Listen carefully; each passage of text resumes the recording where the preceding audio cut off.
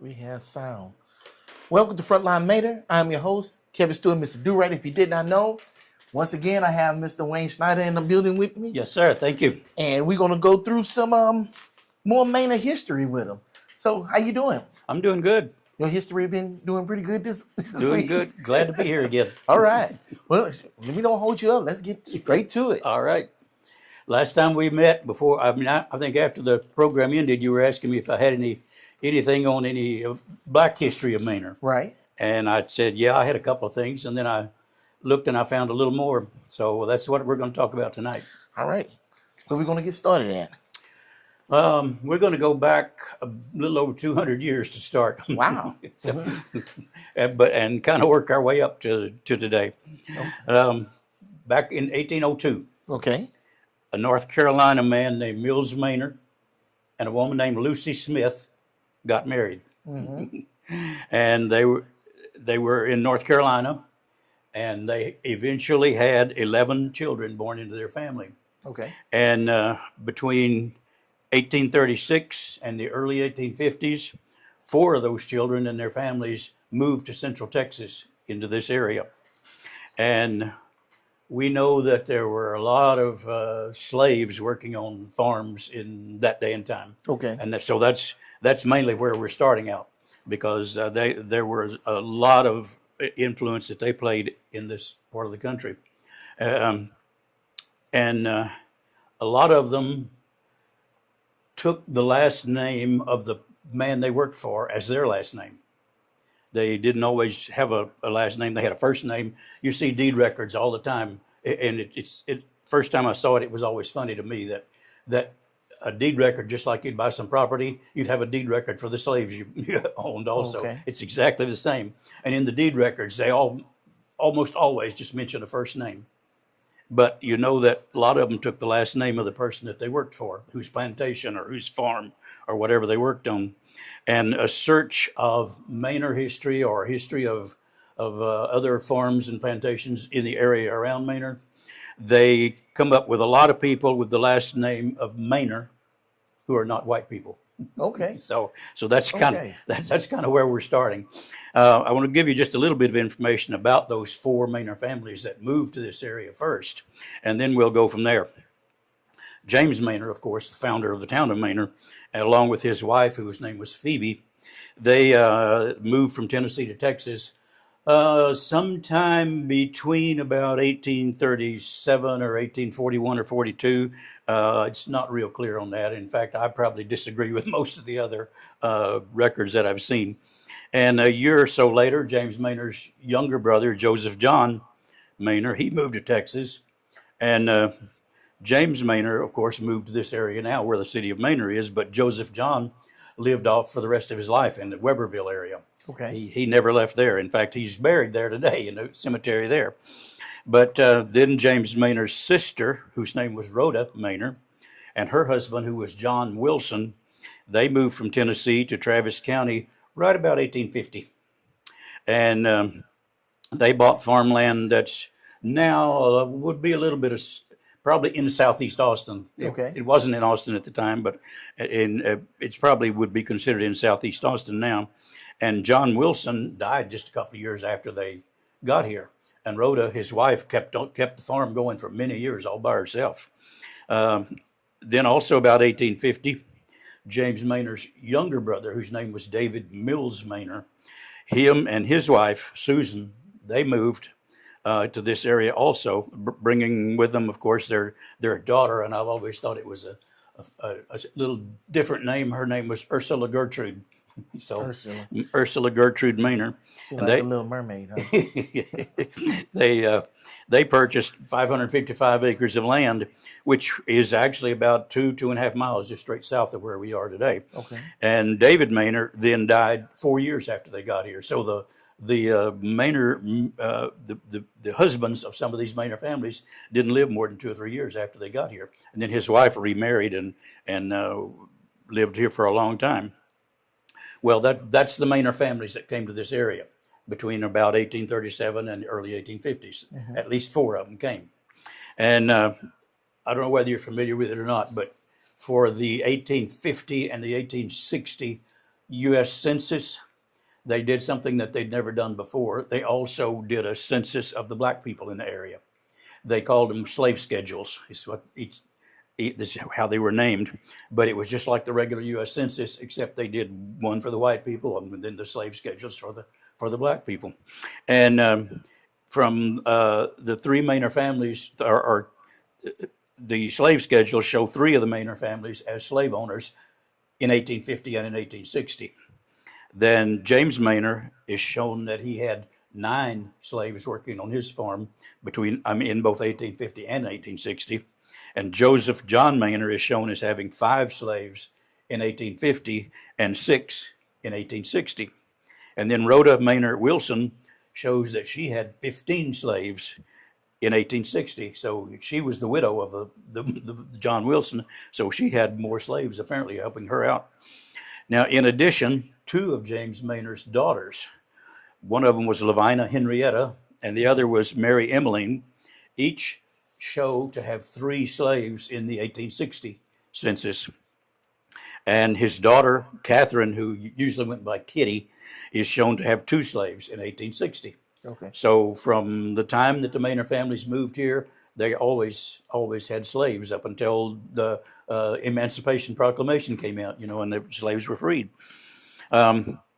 David Manor is not listed in the 1850 slave schedule, but Travis County probate minutes after he died show that he had 3 slaves at the time of his death. So he did have some. Phoebe Manor died in 1859. James Manor's first wife died in 1859, and Travis County records show that at the time of her death, when they did an inventory of the Manor property, they showed that they had 13 slaves at that point. So they always had some. And the only reason I'm going through all this is just to show you how James Manor grew up. This is a kind of family and a kind of life that he thought was normal and everyday. It was nothing different for him. When Phoebe Manor died in 1859, James Manor was left with 6 daughters to raise by himself. Wow. He had 2 sons, but they had both passed away already before they reached the age of 5. They both passed away. So at this point, he had 6 daughters to raise by himself. And one of his slaves, all we know is at that point, her name was Priscilla. When it's first mentioned in the records, this slave woman is named Priscilla. And apparently she was quite a bit of help to James Manor in raising those 6 girls. I'm sure she was. Because she apparently was, a household slave. She worked for him in the house. So on September 22nd, 1873, this is 1 year after the town of Manor was founded, after the town of Manor was formed. 1 year after that, James Manor gave Priscilla the deed to a lot in downtown Manor for her to put a house on. Wow. Because the deed record just said, for in consideration of the sum of $1 and the assistance she has rendered me in raising my family as my former servant, to me, paid by Priscilla Manor, and then in parentheses it says freedwoman. And that's the way they listed them then. After the emancipation, in the deed records and others, they usually put freedman or freedwoman after the name. And he says, I do sell, convey, and deliver unto Priscilla Manor, Lot 1 in Block 28 in the town of Manor. And Lot 1 in Block 28 turns out to be right over here on Parsons. At that time, it was Main Street in Manor. Okay. So he gave her a lot in downtown Manor on Main Street to show his appreciation for all the help that she had given him in raising his family. Now, during his lifetime, James Manor had a total of 10 children, 2 sons and 8 daughters, and so he had 2 more daughters later on. But he had the sons had both died, so there were no other male descendants to carry on his family name. Okay. They were all daughters. They got married to other people, so he had no sons that carried on the Manor family name. But a search of Travis County historical documents in the area around Manor, genealogical records and Travis County records, shows the names of many, many individuals with the last name of Manor who are all described as colored or Negro or black in those records. all of these people with the name of Manor. And there are many more people. In fact, let me see, where have I got this? Right here. I have a list of more than 50 people with the name of Manor. These were taken from marriage records, Travis County marriage records, between the years of 1867 and 1922. These are marriage Whoa, records. so he had no sons. The ones he had died, but all of these names on here are males Now, with the name Manor. interesting thing is, and I have verified this, I took quite a bit of time looking at them. All of these people on here are listed in either marriage records or deed records or genealogical records. Every one of them is listed as either colored or Negro or black. Wow. Every one of those. Huh. And there's more than 50 names there. Yes. So that's a combination of all the slaves owned by all the family All, of the all Manors. those different Manor family that I mentioned, yes. Okay. Wow, that's a lot of names. Yeah, there's a lot of them. And there's more. There were more, but that I was fairly sure I could add to the list. But I finally put a stop to it and just didn't go any further because. Well, you'd have found somebody today, probably. Yeah, probably so. But there were a lot more. But there are a lot of others that I thought were probably could go on that list. Mm-hmm. But the records I was looking at didn't show their race or their ethnicity, so I wasn't going to put them on the list. So real quick, Manor. Why Manor and not Manor?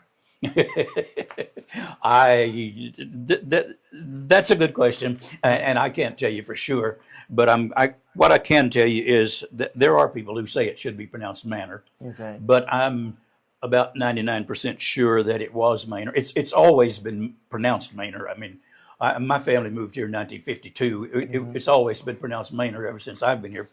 But the reason I say it probably should be Manor is because if you go back through a lot of the old records, deed records, probate records, of all kinds of records from the 1800s particularly, and you find lots and lots of places where when they would record a deed in the Travis County record books, or a lot of these are from Rutherford County, Tennessee record books and places like that.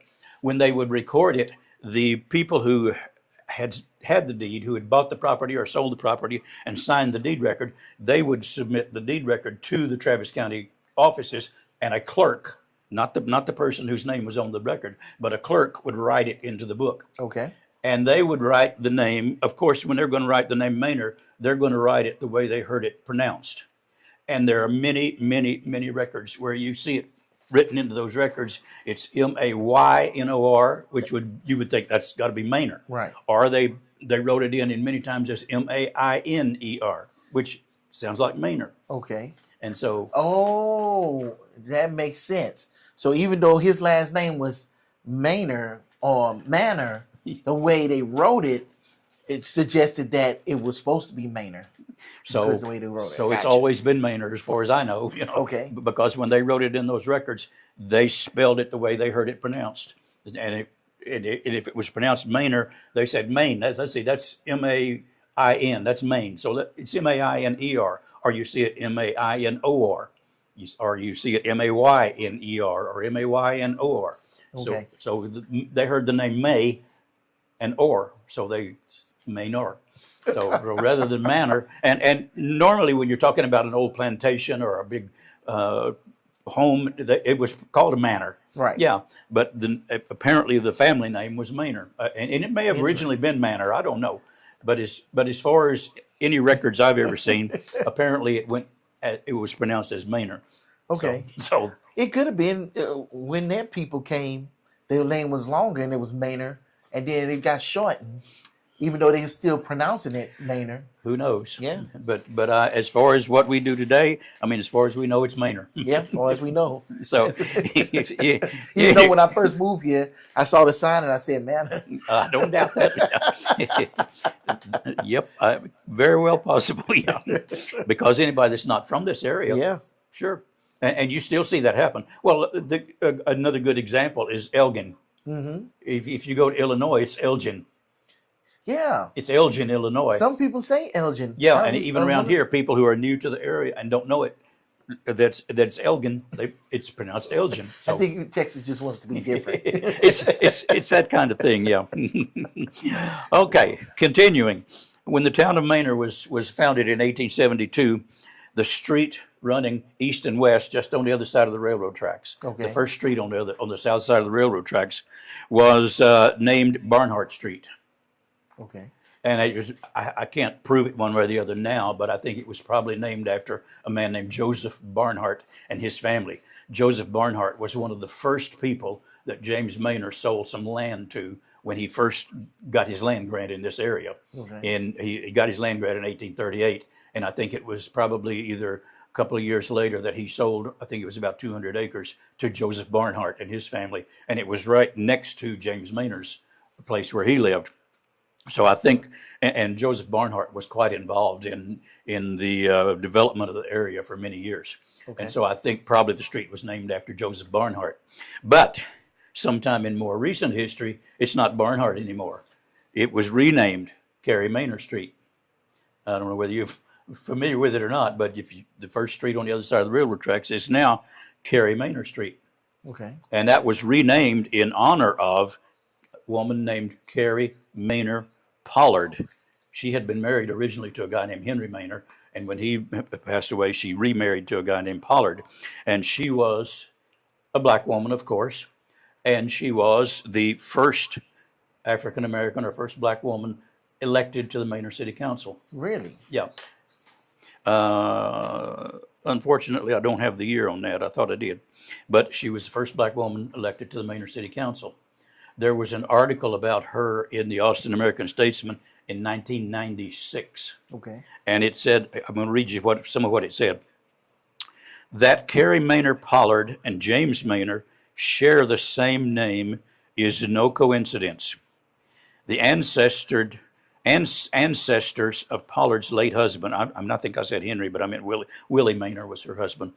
The ancestors of Pollard's late husband, Willie Manor, belonged to James Manor's family. So the ancestors of her husband's family were some of James Manor's slaves. Wow. And to stay in the area that long? Oh, yeah. Wow.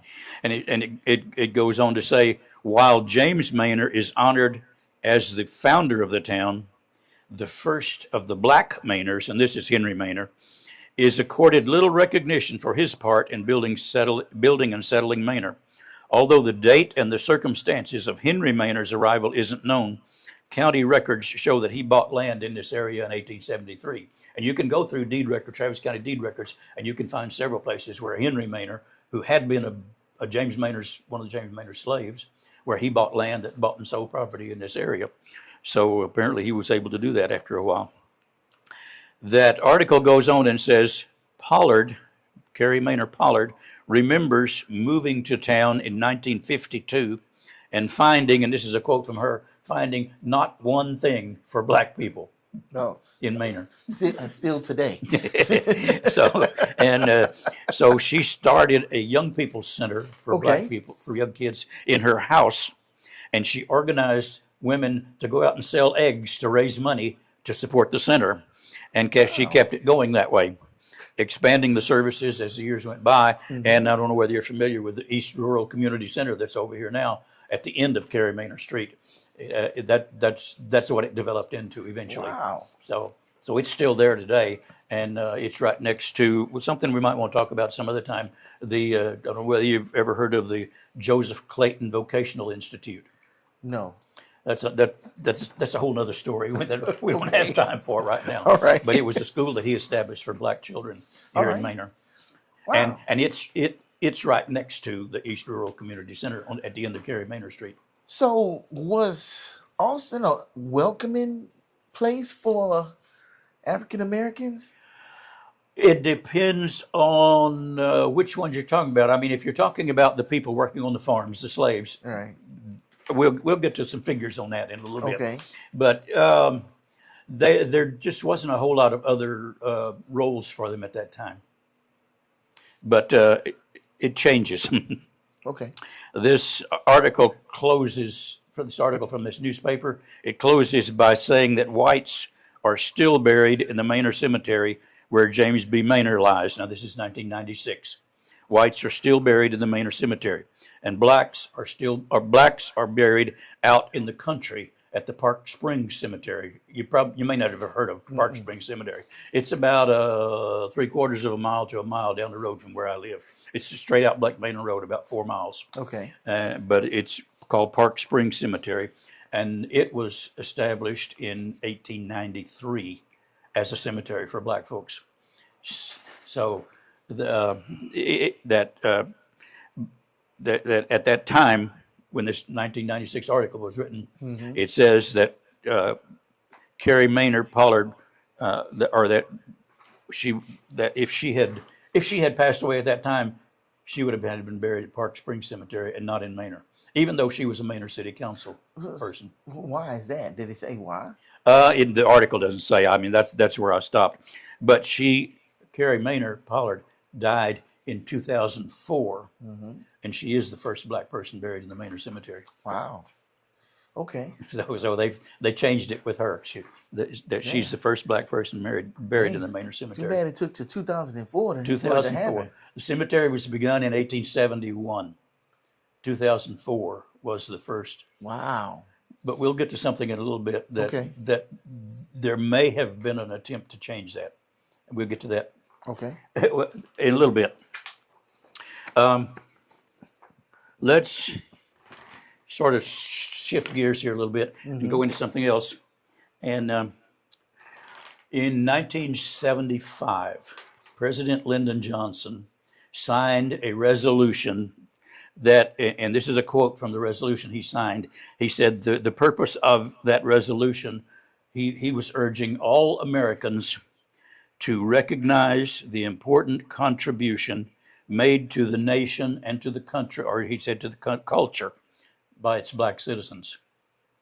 And I think that applies to the area of Maynard just as much as it does to any other part of the country. Okay. And I'm going to start off by giving you 4 reasons why I think if certain things had happened, there might never have been a town of Manor. Okay. First of all, you got my curiosity piqued. First of all, if a man named John L. Lynch had not come to Texas from Tennessee in 1835, there may never have been a town of Manor. Oh, okay. John L. Lynch Yeah. was James Maynard's brother-in-law.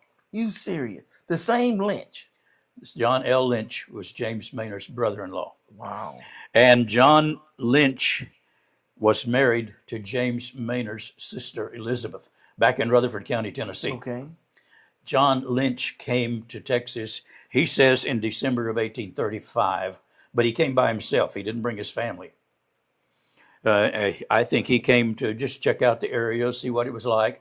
And he served in what was then known as the arranging company, is what they called it. It's what eventually developed into the Texas Rangers. Okay. But he served along with a bunch of other people in a ranging company. And the purpose of those ranging companies was to protect the settlers coming into the area from Indian tribes that were causing lots of problems in the area. And John Lynch came in 1835, and he was killed by Cherokee Indians in 1839. Okay. I just found out this past week in a book I was reading that I just found the details of the battle that he was involved in. It was up close to the San Saba River. He and a bunch of men under General Edward Burleson had gone up there to fight some Cherokee Indians, and John Lynch was the only man out of the whole company that got shot and killed. Wow. So he died in 1839, and I think James Manor followed him here because John Lynch was the first member that had any connection to the Manor family who came to this area. I think James Manor probably came here following him. And the reason I say that is because the two of them, when James Manor came, he and John Lynch both served in the ranging company at the same time. They had some of the same experiences, the same battles, they had the same pay records and all that. So I think James Manor came following him in 1837, And I think there's a good chance that if Lynch had not come, James Manor may never have come to this area. But when he came and saw what it was like, he decided to move his family here later on. Okay. So if John Lynch had not come, there may not have ever been a town of Manor. All right, there's also a man named John W. Johnson. If he had not had a survey made on land that he didn't own in 1837, then there may never have been a town of Manor. Okay. Now, the reason I say that is because James Manor says he came to Central Texas in April of 1837. Mm-hmm. In May of 1837, James Manor purchased a certificate for land. A lot of these men who came to Texas during that time, they received a certificate for a certain portion of land. It was a land grant they received from either the Republic of Texas or later on from the state of Texas. They would receive a certificate that entitled them to so much land. All they had to do was go out and survey it and claim it, and it's theirs. Wow. So either because they came to the area by a certain year, 1832 or 1836, or because they served in the military for a certain length of time, they were given different land grants. And the way that what was done was the Board of Land Commissioners would issue them a certificate for so many acres of land, and all they had to do was go get somebody to go survey it for them, and then record it in the in the records of whatever county they were in.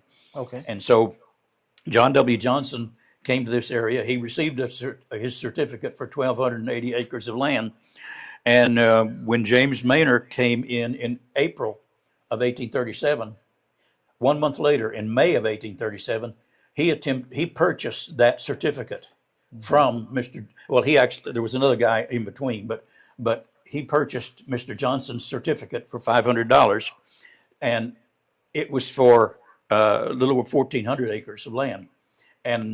But the problem was, Mr. Johnson did a little underhanded deal, and he went out and he surveyed the land for himself anyway. Right. Even though it didn't belong to him anymore, he went out and surveyed the land for himself anyway. And James Manor was attempting to buy land, probably to move his family here in 1837, and he couldn't do it because Mr. Johnson had already surveyed that land for himself. And it took until 1855 before James Manor received clear title to that land. He had to take him to court, to take Mr. Johnson to court in Houston. Well, actually, it was called Harrisburg at that time, but he had to take him to court to get that land. So that didn't discourage him from coming here, having to go to court and everything just to fight for that land? Well, he didn't go to court until years later. Okay. I think it was 1852 when he finally went to court, because in 1838, a year later, James Manor got certificates for his land grants. Okay. And so he went ahead and established his land grants right here where we're talking about now. Okay. But what I'm saying is, if James Manor had been able to have that first certificate he got from Mr. Johnson surveyed, who knows where he would have put that? It might not have been right here. By the time he got around to having his land surveyed a year later, this land here may have already been taken by somebody else. Okay. It's very possible. So if Mr. Johnson hadn't done this dirty deal and had the land surveyed even after he'd sold his certificate, then there might never have been a town of Manor. Wow. Okay. One more. If there had not been a disastrous flood on the Colorado River in 1869, there might never have been a town of Manor. Colorado River is a little ways from us, ain't it? Yeah, but the problem is the Houston and Texas Central Railway was building a rail line from Houston to Austin. The original plan was that they were going to come as far as, I don't know whether you know where McDade is or not. It's yes. Out 290 on the other side of Elgin. Yeah. The original plan was to come as far as McDade on their railroad and then turn and go straight through Weberville and into Austin. Well, they had already laid a bunch of tracks down through that way, getting into Weberville, and along the Colorado River is the way they were going. Okay. In 1869, there was what has been described as the worst flood in the history of the state up to that time. Wow. The Colorado River flooded. It was really out of its banks, and it washed out a lot of the railroad tracks that had already been built. Okay. And James Manor happened to be on a committee that had been appointed to deal with the railroad in coming into Austin. And when that flood washed out all those tracks, James Manor said, "I tell you what, guys, I'll give you a strip of land 200 feet wide through my property. You don't have to buy it. You don't have to pay anything for it. I'll give you a strip of land 200 feet wide through my property for you to make the railroad." So the railroad that had already been planned to go to McDade just went a little bit further north and went through James Manor's property instead. But if that river had not flooded in 1869, the railroad would have gone straight into Austin, and there might not have been a town of Manor established on the railroad. Okay. So that's three reasons why there might never have been a town of Manor. I think there's another one that is just as important as any of those. If it had not been for lots of hard work done by slaves and freedmen and freedwomen and other black citizens, I think there might not have ever been a town of Manor. Okay. Because many of the white people who originally settled in this area, and all you got to do is go through the records and you see a lot of this. Many of those white people who settled in this part of Texas came from places like Alabama or Tennessee or Georgia or Tennessee, those states out there, and they either bought land after they got here, or they received the land grants, like we're talking about, for hundreds of acres of land where they set up their big farms. Some of them are even sometimes they're called plantations, but usually when you think of plantations, it's in the southern states, not in Texas. But it's the same kind of thing. They begin farming, they begin raising livestock, and they could not have done it without the slaves that they brought with them or bought after they got here. Okay. Because there were hundreds of acres of land in those farms, and the one family that came and bought the land or established their farm, they had to have help, and their help came in the form of the slaves that they either brought with them or bought after they got here. In that 1850 slave schedule that I was talking about earlier, Yeah. they showed in 1850 that there were at least 700 slaves in Travis County. Okay. The 1860 slave schedule, that number had increased to 3,000 Wow. in Travis County. This is just Travis County. That's 10 years, right? Do what? That was Yeah, 10 yeah. years? In 10 years, Wow. it had gone from about 700 to 3,000, and they were all working either on the farms. They were raising the crops, or they were planting the crops. They were raising the crops. They were taking care of the livestock, or they were working in the homes, taking care of the families and children. And it was all the slave families at that point. Okay. And so they were heavily involved in making a success of those farms and those ranches and those plantations. And without all of them, the farmers couldn't have done it. They had to have that kind of help. Now, James Manor came from a slave-holding family in Rutherford County, Tennessee. He grew up in Edgecombe, in Murfreesboro, in Rutherford County, Tennessee. And I just want to give you a few examples of how he grew up thinking that slavery was normal and natural, and it was just what was done back then. James Manor, his father, Mills Manor, often bought and sold slaves while James Manor was there in the family. I'll give you just a few examples. April 26, 1819, Mills Manor bought a 16-year-old slave whose name was Tom. March the 10th, 1824, he bought a 17-year-old slave named Mariah and her 13-month-old daughter who was named Silva. And you'll notice just first names. Mm-hmm. In March 23rd, 1839, he bought a 32-year-old slave named Phyllis and her 4 children. April 16th, 1840, he bought a 10-year-old slave. His name was either Maston or Martin. It's hard to tell from the writing in the deed record. May 7th, 1840, he bought a 13-year-old slave named Millie. August 28th, 1840, he bought an 11-year-old slave named Harriet. April 2nd, 1842, he bought 15-year-old Eliza and 11-year-old Henry. And in March 16th, 1847, he bought a 9-year-old slave named Julia. Yeah, a lot of young slaves. There were that's one of the things that really kind of surprises me and shocks me, that there were so many times that the children came along with the mother, of course, but there were times when children were purchased as slaves simply by themselves. I've seen lots of records where 6-year-olds or 8-year-olds or 9-year-olds were purchased as slaves, and but this is just a few of the many slave records, I mean, slave purchases and sales that you can find from James Maynard's family. Okay. Is his father, Mills Maynard. And this is the kind of household where James Maynard grew up, what he was used to.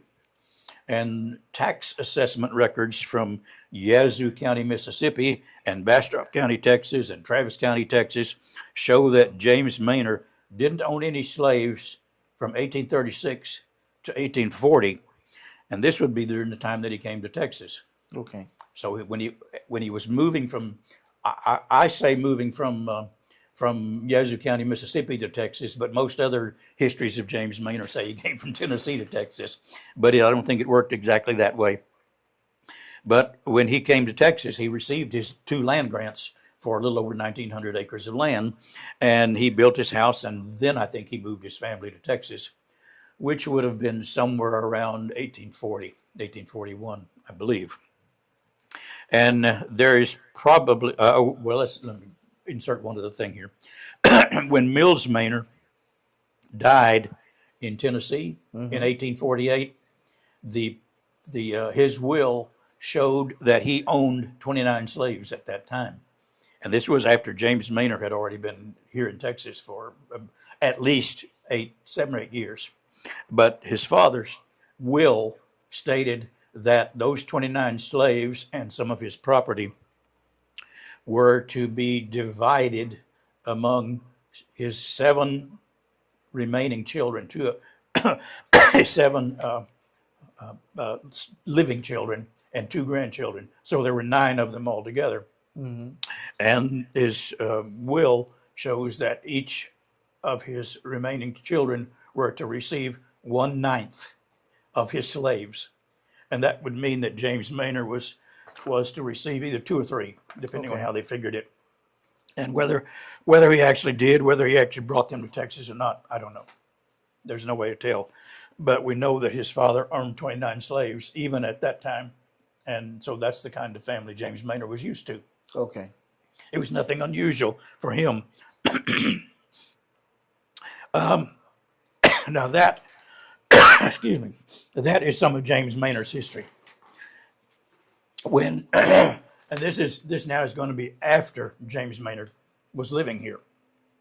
When residents in the Travis County area wanted new roads built through different places, the way that it was done, they would get several of the people together from the area where they wanted the road, and they would present a petition to the Travis County Commissioners Court. And the Travis County Commissioners Court would appoint several people who lived in that area, usually several of the people who were bringing the petition, and they would appoint those people to lay out the road. Okay. To kind of survey the path and lay out the road. And they would, in the records as they stated it, they would, the court would appoint the landowners. How would they know how to survey and where the road needs to go? They know where they want it to start, they know where they want it to end, and they have to make a path through there.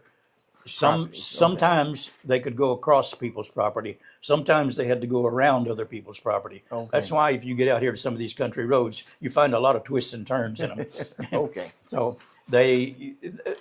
pretty much everybody knew everybody. I mean, they knew who they were. And so all they had to do was go in and talk to the people and say, we want to build a road through this going from here to here. We want to build it through here. And, can we build it through your property or do we have to go around? Right. And then they would lay out the path for the road.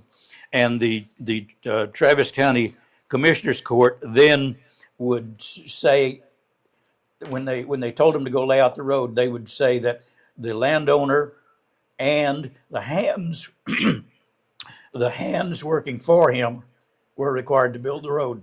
Okay. And when they said hands, You know who they're talking about? Yes. They're talking about the slaves that were working for them on their property. Okay. And So Travis Collins would approve the road, but all the landowners would have to pitch in to build the road. right, exactly right, Okay. because they would come back. The people that they had appointed would lay out the road. They would go back to Travis County and get it approved, and then they would have to build the road themselves. Sort of the different landowners. Each landowner was appointed a certain section. You build the road that comes by your place. You and your hands that work on your property build the road that comes by your place, and the next guys would do the same thing. Road coming by his property, and the first road that we're talking about was in 1849, is the one we're looking at right now.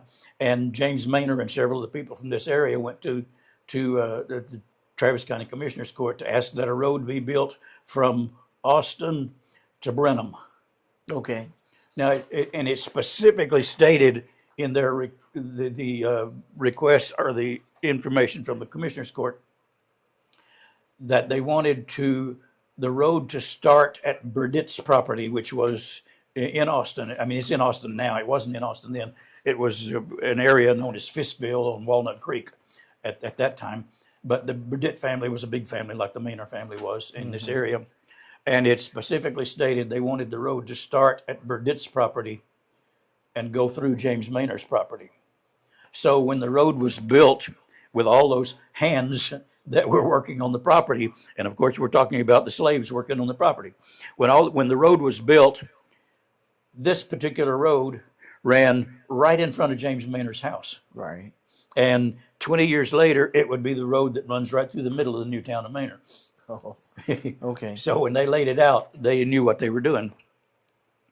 Then that's the way it was done. So without all those people, those hands to work on those roads, this area wouldn't have developed nearly as much or as quick as it did. Okay. There just weren't that many other people on those farms to lay out the roads.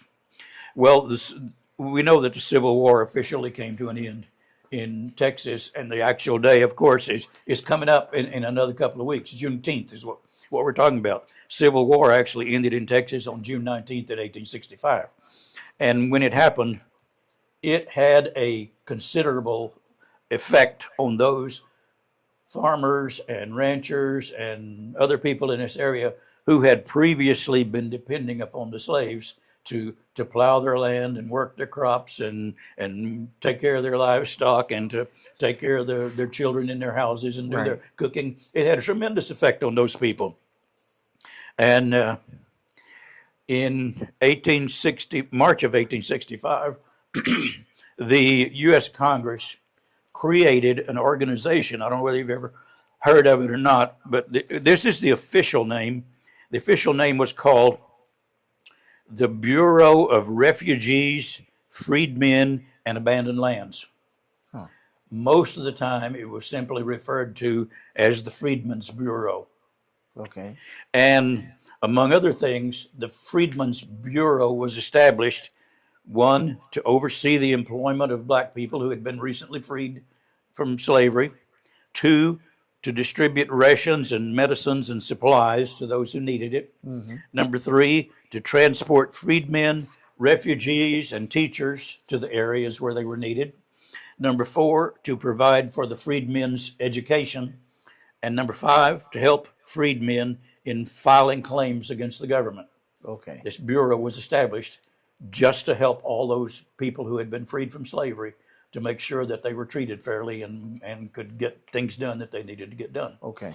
And records from this Freedmen's Bureau show that James Manor and other farmers in this area around Manor, farmers, ranchers, landowners, homeowners, they still needed former slaves who were now referred to as freedmen or freedwomen. They still needed them to do the same work they had done before on their farms and plantations. Only now they would be getting paid for it. Right. One way or another. They would either get a portion of the crops, or they would get some of the land for themselves, or they would be paid with money. Because the Freedmen's Bureau took care of that and made sure that it was done right. Okay. But the point is, they still needed those same people to work on their land. They couldn't get their crops done. They couldn't get their cattle taken care of without people helping them.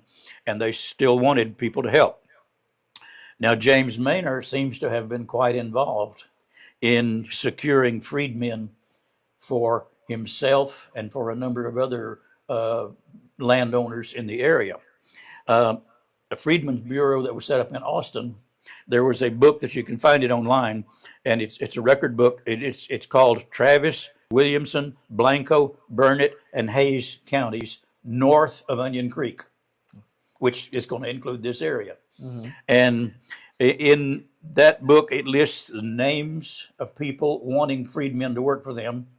It lists the number of freedmen that they were requesting to have work for them, and it lists the names of other people who are called either sureties, or they are either a guarantor or a sponsor of the person requesting to have the slaves.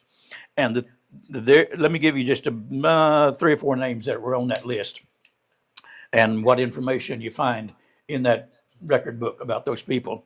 One was a man named W.H.D. Carrington. He was requesting 15 freedmen to work on his property.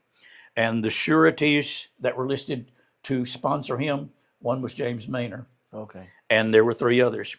A man named Thompson Mason Rector, who he had a lot of land right next to James Manor's property. He wanted 13 people to work on his property. And the surety that was listed for him, James Manor, and one other person. W.A. Brown and A.E. Parsons, who went in together, they wanted 30 people to work on their property. And the sureties listed, who? James Manor and one other. James Manor himself wanted 12 freedmen to work on his property. Okay. And then Joseph Barnhart that we mentioned earlier, he wanted 2, and the sureties listed for him were James Manor and one other man.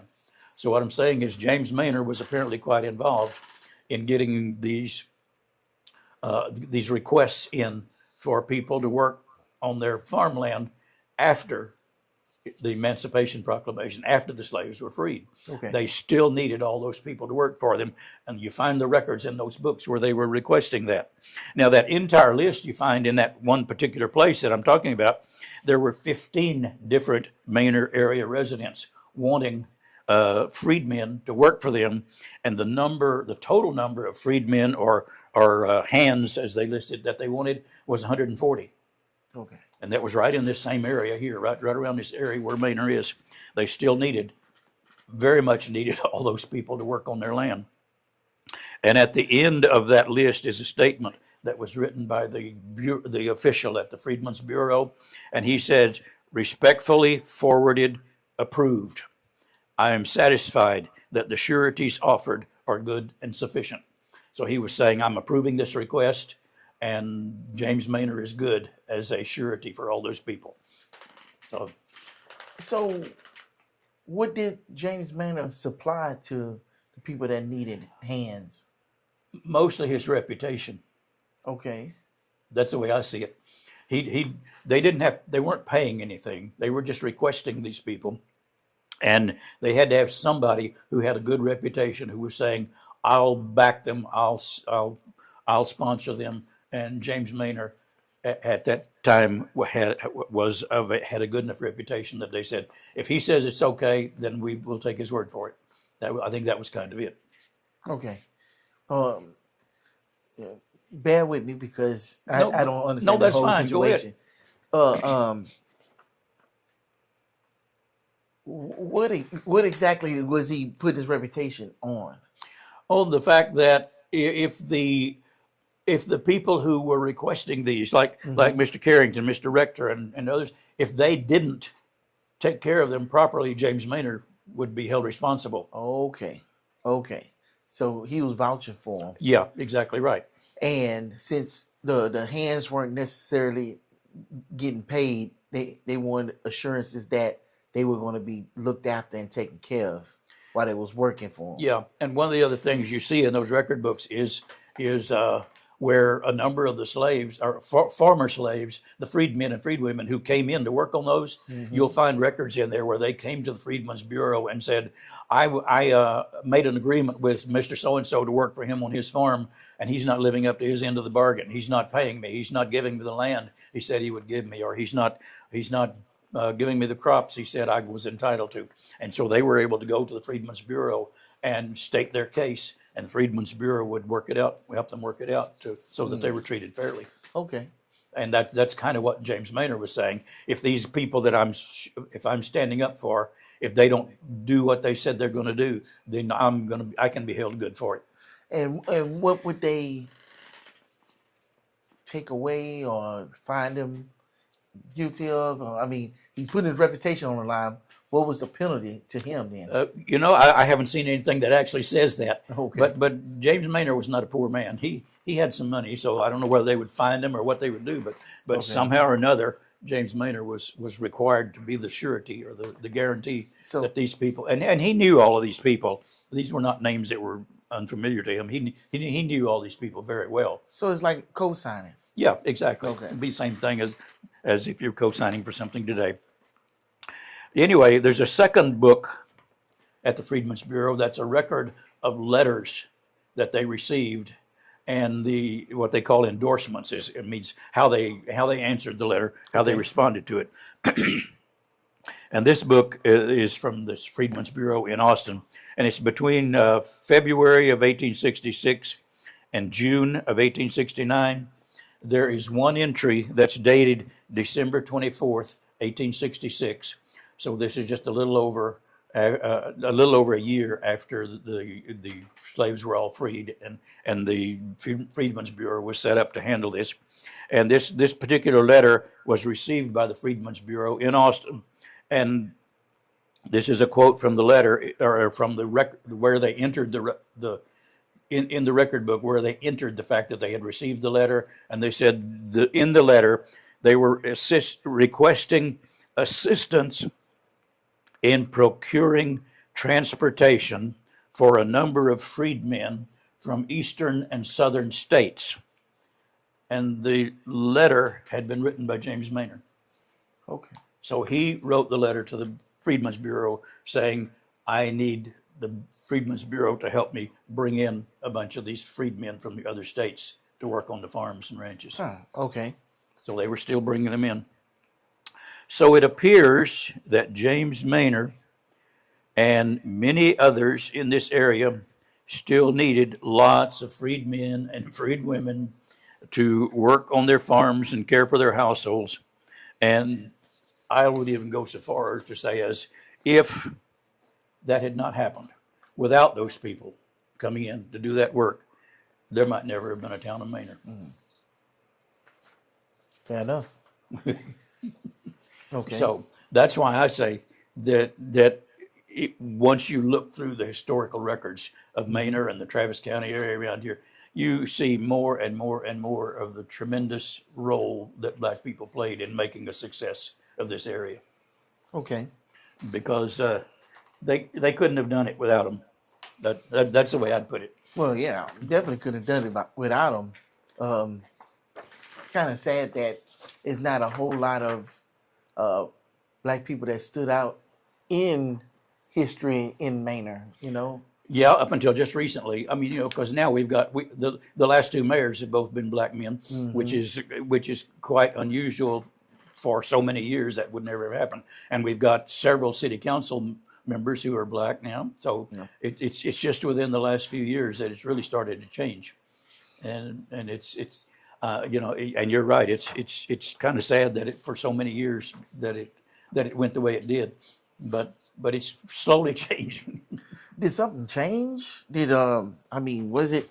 Was this area known for, just not progressing with the help of black people other than labor? Well, yeah, I mean, I think you got it right there. They needed them to do the work. That was about it. Other than that, there were not a whole lot. If you can look through some of the deed records and some of the historical records of Manor in the let's say the early 1900s, Okay. you see some black-owned businesses. Okay. You find a blacksmith shop in Manor that's run by a black man. You find a couple of cafes in Manor that are run by black people, but they're just kind of getting started. Then they're the odd man out, so to speak. They were not the usual. Most of the bigger stores and businesses and shops were all run by whites at that time, but there were a few black people starting to get their foot in the door and get some businesses started. Okay. But it just took so many years, and then for a while, Manor declined and declined and declined, and people were moving away. So it's only been in the last few years that it's really started to grow again. Okay. And besides the one lady that was the housekeeper The to, Priscilla Manor, yeah. there's not a whole lot of black people lived in Manor. Not actually in Manor, no. Okay. But They stayed more north in East Austin. well, they would have been out on the farms and the ranches and the Right. plantations and out in those places. They would live on those places, so they didn't live in town. Okay. Yeah. I got you. So it was really quite an extraordinary and unusual thing when he gave her that lot to build her house on, and that lot stayed in her family for I don't know how many years. That was 1873, and her son was named Wayne Manor, and you can find deed records and Travis County records for him still owning that property up into the early 1900s. Okay. So he still owned that property for quite a while. But yeah, that was unusual. It was very out of the ordinary for something like that to happen, and he appreciated her help so much that he gave her that land. Okay. Let me see. Let's go into one more thing, and then that'll be it. Okay. Because there's a couple other things I'd like to talk about, but we don't have time to do all that today. All right. So I mentioned earlier that Carrie Manor Pollard was the first person buried in the Manor Cemetery Yes. in 2004. There may have been an attempt to change that earlier. Okay. In 1879, Addison Lane purchased 38 3/4 acres of land from James Manor, and it was on the northern boundary, the northern edge of Manor. So it would have been, in fact, it was the northernmost street in Manor at that time was Rector Street, named after T.M. Rector that we mentioned earlier. Okay. The northernmost street was named Rector Street, and remember when we talked about the Bluer house? I said that Martha Bluer bought her land from A.E. Lane Yes. to put the Bluer house in, and that was not actually in Manor at that time. Right. Well, Mr. Lane had bought that 38 3/4 acres of land in 1879, but it was not until 1912 that he actually mapped it and platted it into 20 blocks and lots and added it to the city of Manor. So it was 1912 when he did that. Now, that 38 3/4 acres, when he added it to the city of Manor, and even if you look up on property records today, deed records, it'll mention that property is in Lane's addition to the city of Manor. It's described as Lane's addition. But if you look that up, when he added that property to the city of Manor and made it officially a part of the city of Manor, there was only one part of that property that he did not add to the city of Manor. Okay. That was 4/10 of an acre on the northeast corner of that 38 3/4 acres. Okay. 4/10 of an acre. And when you look at the plat map of that 38 3/4 acres that he added, it shows that 4/10 of an acre on the northeast corner as having already been purchased by, and it just has the initial M and the last name of McVeigh. Okay. And if you look up the deed records, you find that in 1906, Martin McVeigh purchased that 4/10 of an acre from A.E. Lane. And the thing about it is, I think what we need to find out is who was Martin McVeigh and why did he purchase that 4/10 of an acre of land? Well, Travis County deed records show that a man named Arch Shackles and his wife Rose Shackles sold Lot 1 in Block 4 of Manor to the trustees of the Gilliland Creek Baptist Church in 1908. Mm-hmm. This is 2 years after Martin McVeigh purchased that 4/10 of an acre. The trustees that are listed for that church are Sandy Jackson, David Sauls, and Martin McVeigh. And the deed specifically says that that lot is to be used for the use and benefit of Gilliland Creek Baptist Church. So they were buying that church to put, that lot to put a church on. Okay. And Sanborn fire insurance maps from 1925 clearly show on Lot 1 of Block 4 in Manor a building that they call Third Baptist Church, and in parentheses it says colored. Oh, okay. So Martin McVeigh was a trustee of the Colored Baptist Church. Census records from 1900 to 1940 describe Martin McVeigh in some places as black and in some places as Negro.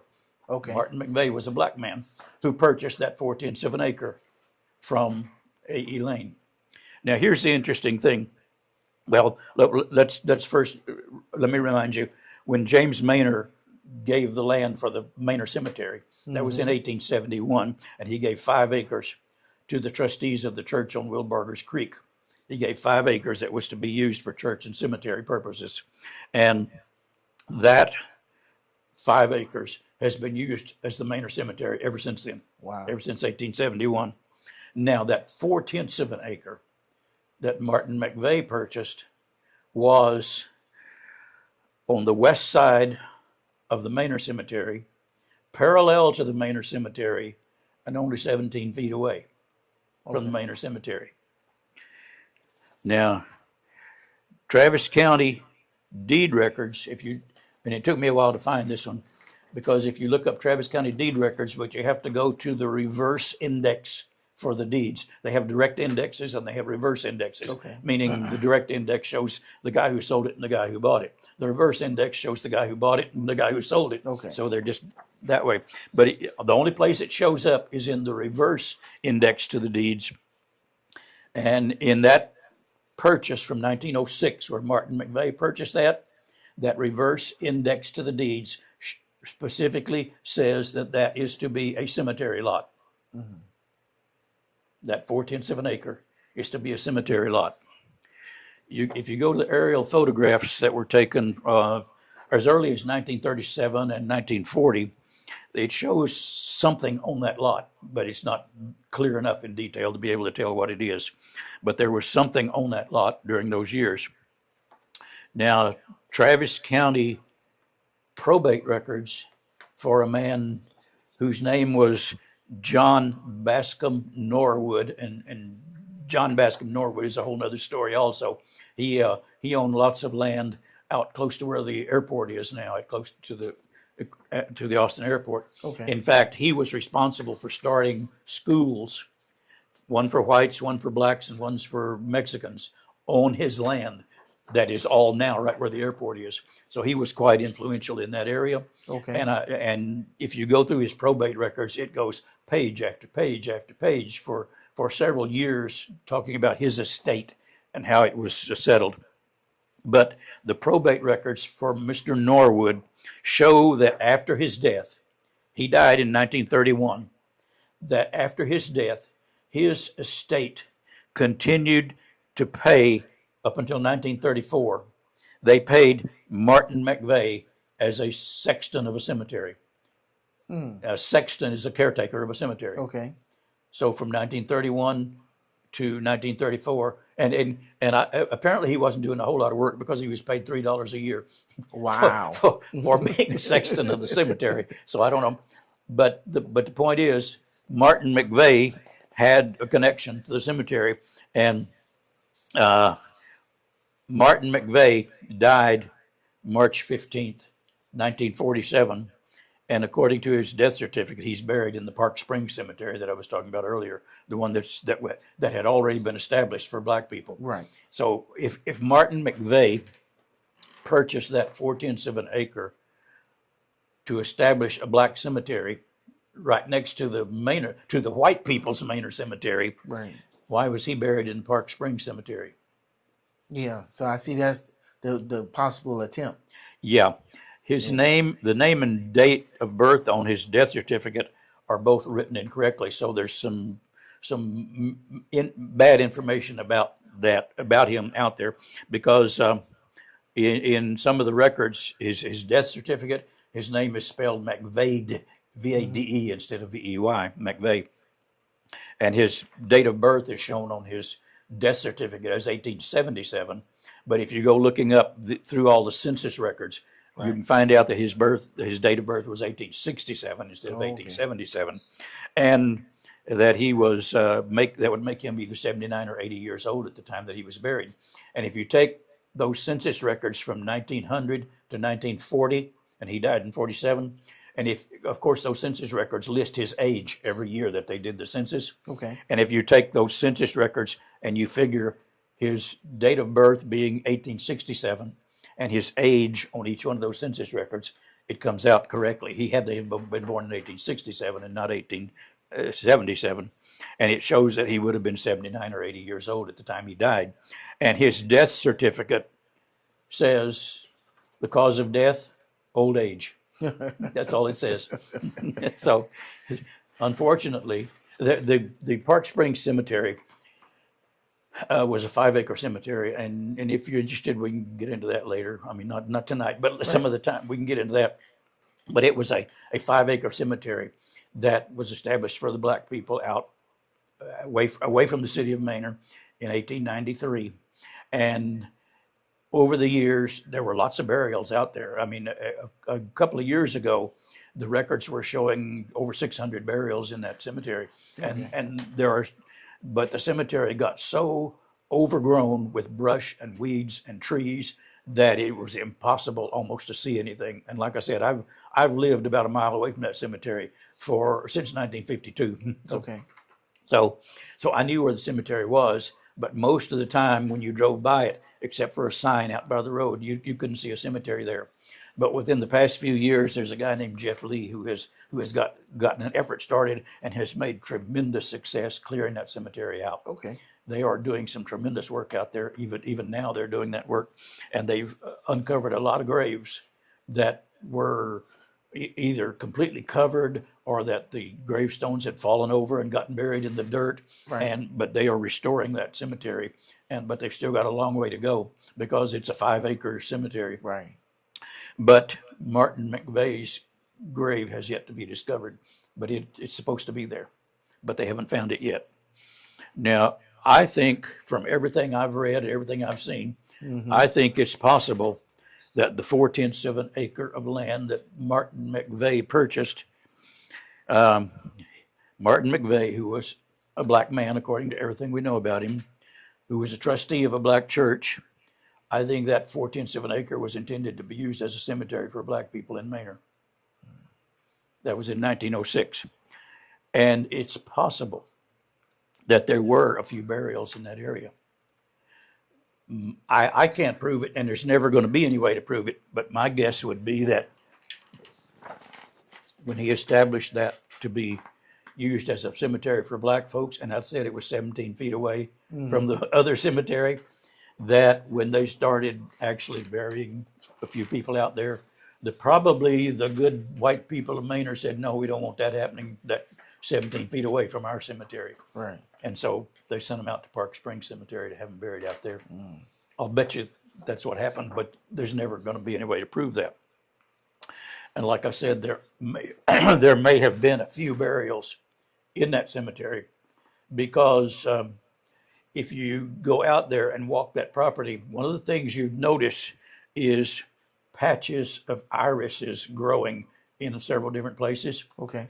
And that is a really good indication that there was somebody buried there. If you go to the Park Springs Cemetery, you walk all through that area and there are patches of irises growing at a number of those graves. And in fact, that's how they found some of the graves that were buried, and they didn't know they were there. When they saw a patch of irises growing in an area, they would dig around there and find that there was a grave. What is the iris?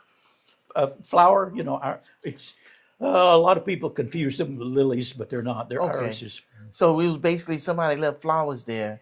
They took. Well, they may have planted them on purpose. Okay. But the thing is that you plant one iris and it starts growing, and they grow with bulbs under the ground, and right. it grows, it spreads, and it basically spreads, and annual, it spreads, and over the years it spreads out to be a great big patch. Okay. And a lot of those places in Park Springs Cemetery are marked by big patches of irises, and that's where they're finding graves. And so a couple of people went out and walked this area at where this 4/10 of an acre was, and they found a number of patches of irises growing out there. Okay. And so that is a pretty good indication that there may have been some burials there before a stop was put to it. Yeah, I see what you're saying. Yeah. I I see mean, what you're it's sad that it happened, but it's very possible that's what it was. Okay. That they said they didn't want a black cemetery in that part of town. Well, that's not too hard to believe. Yeah. Now the rest of that story is that since June of 2022, Uh-huh.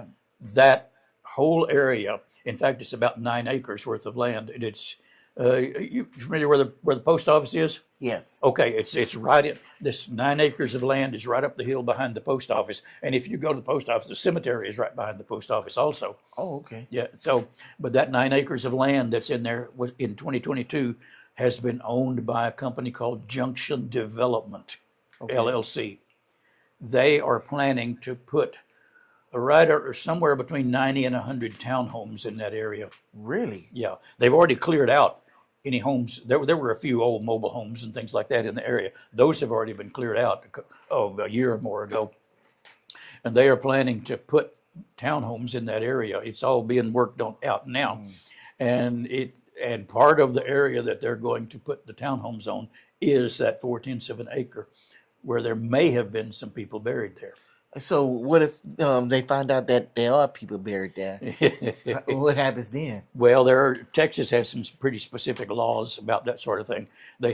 Certain things have to be done. I mean, it's possible they might allow them to remove them to another area, maybe to Park Springs Cemetery or something like that. But they have to be sure that there's nobody there before they build anything. And I don't know exactly when they're going to start doing that. But Bob Ward, who is the chairman of the Travis County Historical Commission, has talked with Scott Moore, who is the city manager of Manor. And they've gone out there and looked at it and walked around and said, yeah, there's a possibility.